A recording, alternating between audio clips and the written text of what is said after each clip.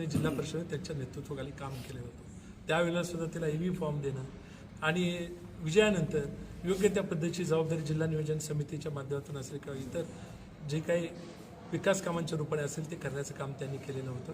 आणि म्हणून आम्हा सगळ्यांना त्यांच्या जाण्याचं खूप तीव्र दुःख आहे।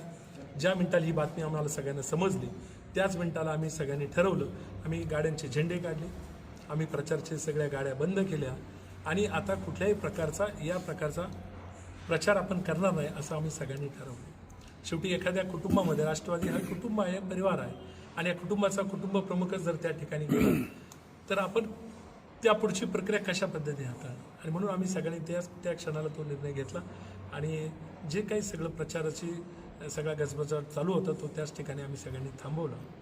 बारामतीला पण आम्ही मंडळी त्या ठिकाणी गेलेलो होतो, स्पॉटवर पण गेलेलो होतो आणि ज्या ठिकाणी अंत्यविधी होणार आहे त्या ठिकाणी सुद्धा आम्ही त्या ठिकाणी गेलो होतो।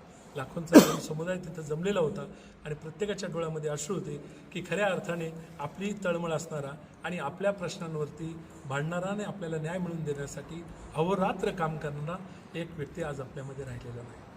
बरं, आपण प्रसंग पण पाहिला, अत्यंत हृदयवाहिक प्रसंग की अजितदादांची ओळखसुद्धा कशामुळे झाली, घड्याळामुळे झाली। म्हणजे शेवटपर्यंत घड्याळ आणि त्या विमानाच्या आजूबाजूला आपण पाहिलं तर मोठ्या प्रमाणावरती कागदं पडलेली होती। कागदं म्हणजे काय होते, लोकांनी दिलेले वेगवेगळ्या प्रकारचे अर्ज, विनंती अर्ज, असं याच्यावरती माझा हा प्रश्न सुटला पाहिजे। अहोरात्र काम करणारी ही मंडळी ज्यावेळेला अशी अचानक त्यांची एक्झिट होते त्यावेळेला मनाला त्याची खूप बोचणी लागत असते आणि तद्वती आम्हा सगळ्या मंडळींना लागली आणि आम्हा सगळ्या मंडळींनी या शोकामध्ये बुडवलेलं असतानाच काल मी पाहिलं की एक अशा प्रकारे चुकीचा काहीतरी स्टंट त्या ठिकाणी करण्यात आला आणि तो चुकीचा स्टंट करून त्याच्यातून कुठंतरी उमेदवार आणि उमेदवारी संबंधित लोकांची बदनामी करण्याचा त्या ठिकाणी प्रयत्न करण्यात आला।